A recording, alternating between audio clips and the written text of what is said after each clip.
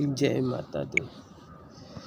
ना सोना चनी महल अटारी न काम देहिए भाई हो।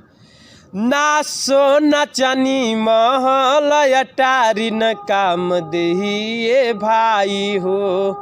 हरदम कर्म ही साथ निभाई है बा सच्चाई हो।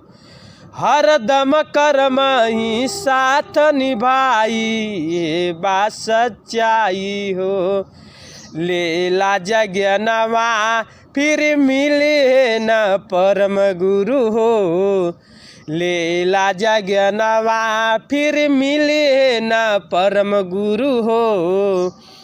जाति पाति ना धर्म मजहबवा सबका से बढ़ के हवे गुरु के सत्य कर्म इंसानियत धर्मवा।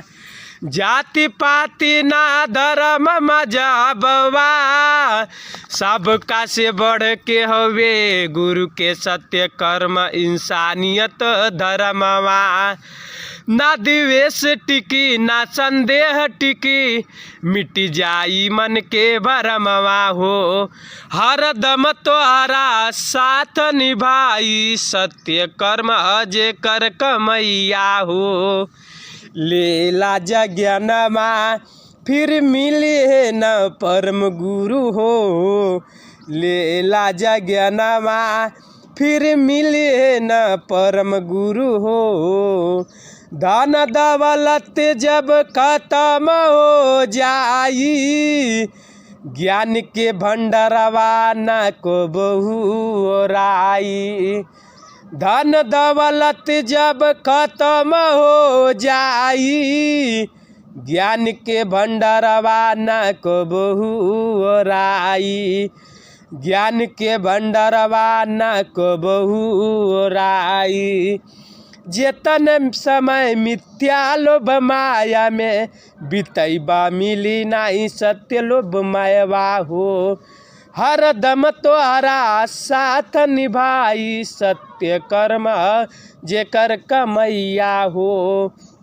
लेला जज्ञानमा फिर मिली है न परम गुरु हो। लेला जज्ञानमा फिर मिली है न परम गुरु हो। कर्म के समैया जइया हो बीती जाई केतनो पछतैब मानो जन्म न मिली पाई। कर्म के समैया जइया हो बीती जाई केतनो पछतैब मानो जन्म न मिली पाई। ना सोना चनी महल अटारी न काम देहिए भाई हो। हरदम कर्म ही साथ निभाई ये बा सच्चाई हो। लेला जज्ञानवा फिर मिले है न परम गुरु हो।